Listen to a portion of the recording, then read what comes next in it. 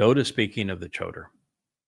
And he says, without the Eleph, this learned and productive bull, who increases 1,000-fold,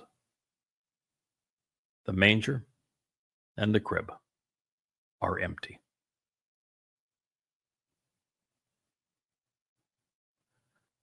Without the Choter acting as the Eleph, learned and productive bull, who increases 1,000-fold, who is abundantly prolific and industrious, who learns, becoming so familiar with the lesson that he owns the material to the point that he can teach it without hesitation.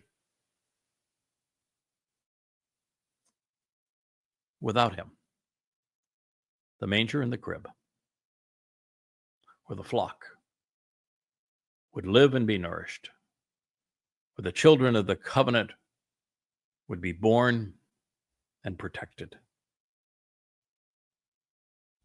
would be empty.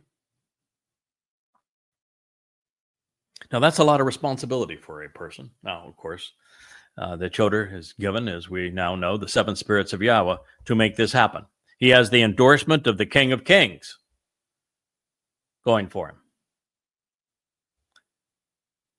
And God is the responsible party that's going to make this so.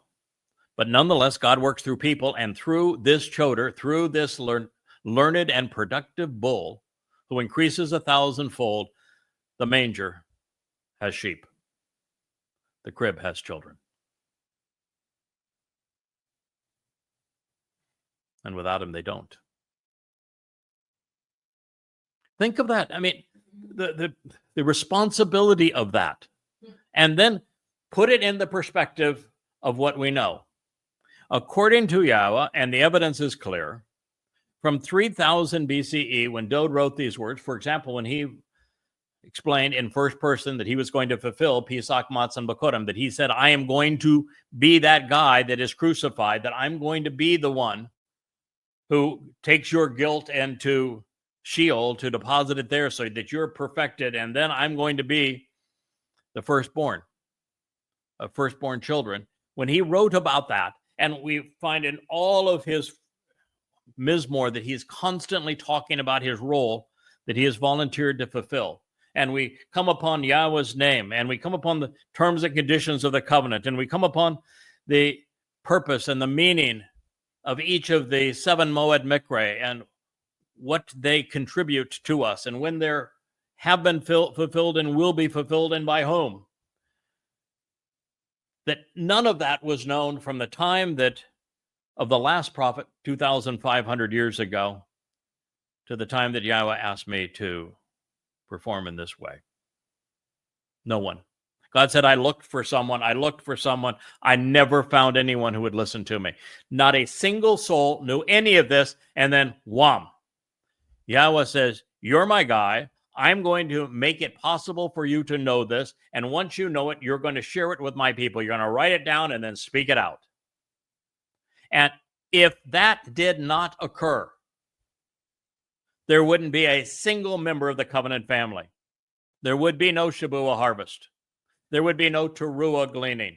There would be no adulterous woman that is perfected so that she can be betrothed to her returning king and Messiah Dode.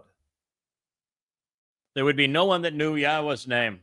You can't even imagine the possibility that after 3,000 years of nothing, that all of a sudden, all of this suddenly becomes known and accepted without this intervention, because this is the only place that it has been introduced to you.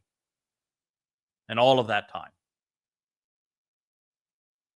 So I know exactly, and so should you, exactly what God has done through this Choter, this rod of divine judgment, this stem off the main branch of the tree of lives, this sucker that gives the rootstock new life, this stem off the tree of knowledge and good and evil, this learned and productive bull. We should all know exactly what he has achieved because it was all written down in the prophets